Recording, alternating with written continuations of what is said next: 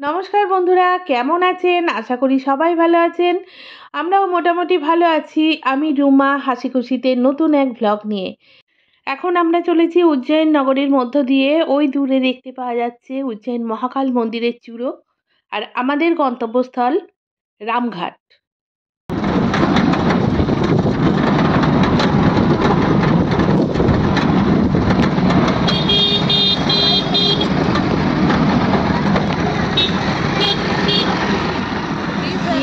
दर्शन होगा रामघाट पर हो जाएगा। अच्छा,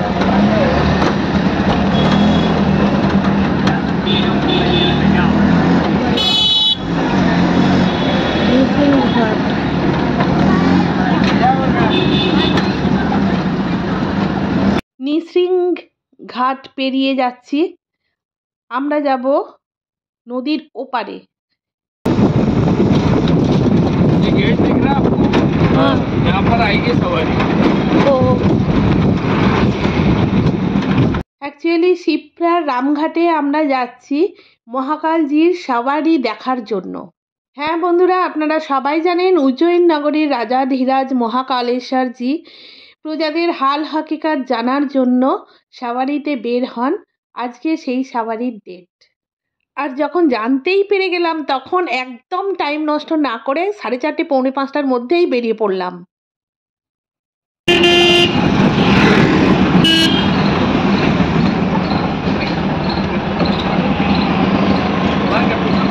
सर यहीं से जाना पड़ेगा। ओ भैया, कहाँ से सवारी? यहाँ पर आएगी सामने। हाँ, ये रामघाट पर आएगी सवारी। और हम लोग कहाँ जाओगे? जो सामने करे आपको वहाँ से दिख जाएगी। मंदिर का करेगा लेकिन मूर्ति छोटा है। দারুণ জায়গা, দারুণ না? আশা ফুল নাকি? না, এরকমই ফুল তো। এইরকমই। পড়ন্ত বিকেল, সূর্য প্রায় অস্তাচলে আমরা চলেছি শিপ্রার রামঘাটে। শিপ্রাকে দেখে তো মন একদম আনন্দে ভরে উঠেছে। ত্রিভুবন বন্দিতা শিপ্রা। এই শিপ্রার পাড়ে উজ্জয়ন নগরীতেও 12 বছর অন্তর অন্তর কুম্ভ মেলা হয়। আর ওই যে দূরে দেখতে পাওয়া যাচ্ছে রামঘাট, ওখানেই আমরা যাচ্ছি। মহাকালজির সাওয়ারি ওখানে আসবে। বিশেষ পূজা পাঠ অর্চনা সমস্ত কিছু হবে। তারপর সাওয়ারি আবার পুরো নগর পরিক্রমণ করে উজ্জয়ন মহাকাল মন্দির পর্যন্ত যাবে। জয় শ্রী মহাকাল।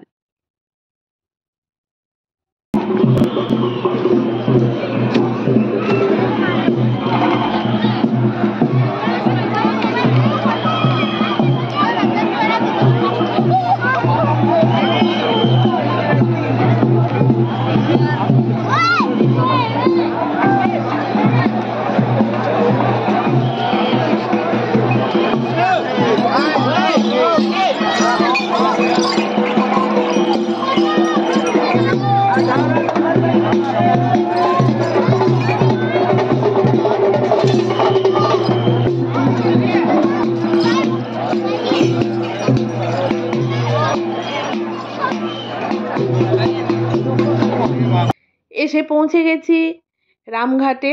এই যে এখানে ব্যারিকেড দিয়ে দিয়েছে। ওই পারে নদীর ধারে যে সব পুরোহিত মহাশয়রা রয়েছেন তারা পুজো অর্চনা এইসব করছেন এবং ভলেন্টিয়ার্স, তারপরে ভক্তের যে স্পেশাল টিম যারা সবারই মানে নিয়ে আসছেন, ম্যানেজমেন্টে যারা রয়েছেন তারা সব ওই দিকে। আর আমরা যারা দর্শক, যারা দেখার জন্য গেছি, মহাকালজিকে প্রণাম জানানোর জন্য গেছি, তারা ব্যারিকেডের এই দিকে। এই যে পণ্ডিতজি সবাইকে ফল প্রসাদ বিতরণ করছেন প্রত্যেককে। মানে এত সুন্দর সিস্টেম, এত ভিড়, এত লোকজন, এত ভক্তের সমাগম, কিন্তু কেউ বলতে পারবে না যে আমি প্রসাদ পেলাম না, কি আমি দর্শন পেলাম না, আমি দর্শন করতে পারলাম না, এই কথাটা কেউ বলবে না। আর একটা ব্যাপার যেটা আমাকে ভীষণ আশ্চর্য লেগেছে, এখানে এই যে হাজার হাজার পুলিশ ফোর্স রয়েছে যারা মহাকালজির এই সওয়ারি মানে কন্ট্রোল করছেন যাতে ঠেলাঠেলি না হয়, এইসব ব্যাপারগুলো দেখছেন, তারা কিন্তু প্রত্যেকে খালি পায়ে। মানে অসাধারণ একটা ব্যাপার, খালি পায়ে। মহাকালজি এতটাই প্রিয়, এতটাই সবাই মান্যতা দেন, সবাই খালি পায়ে, শুধু মোজা পরে। জয় শ্রী মহাকাল। শিপ্রা নদীর জল কালো, এর আগেও আমি একটা ব্লগে বলেছি, আপনারা শুনেছেন। তবে এই যে অস্তাচলের সূর্যের যে রক্তিম প্রভা, তাতে শিপ্রার জল একদম মায়াবী লাগছে।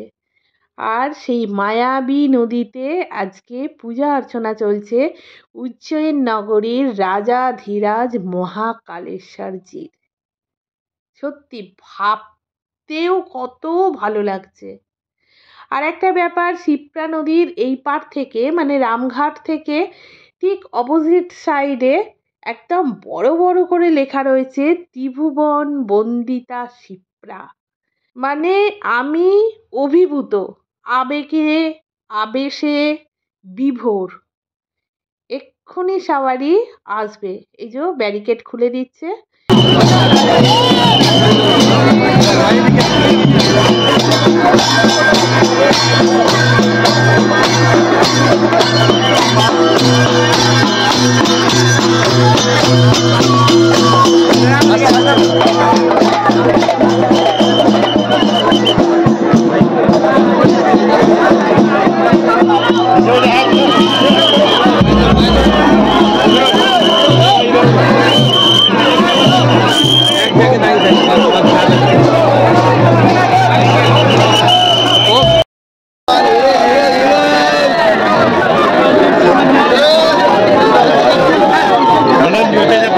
बाहर हो जाओ, ये भाई बाहर आ जाओ, बाहर हो जाओ, बाहर हो जाओ।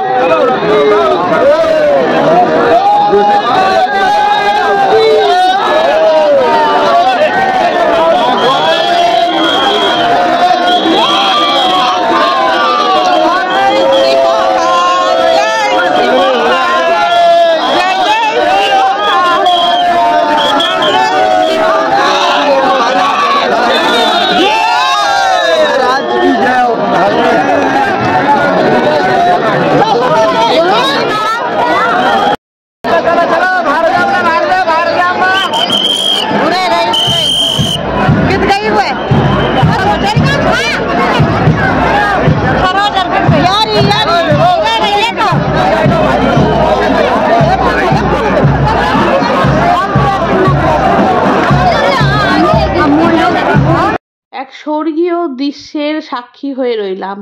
মহাকালজির পালকি সওয়ারি রামঘাট থেকে যাত্রা শুরু করলো মন্দিরের উদ্দেশ্যে। সমস্ত অবন্তিকা নগরী পরিক্রমণ করে উনি মন্দিরে প্রবেশ করবেন আবার। ধন্য হয়ে গেল আমার মানব জীবন, সত্যি। জয় শ্রী মহাকাল। প্রত্যেকে প্রসাদ নিল, আমিও প্রসাদ নিলাম। বারবার এই প্রসাদ অমৃত প্রসাদ আর কি, খেতে ইচ্ছা করছে, বারবার হাত পেতে চাইছি। হ্যাঁ বন্ধুরা, খুব ভালো লাগলো। অবশ্যই জানাবেন আপনাদের কীরকম লাগলো। খুব শিগগিরই আবার নতুন ভিডিওর সাথে হাজির হচ্ছি। ততক্ষণ খুব ভালো থাকবেন। জয় শ্রী মহাকাল।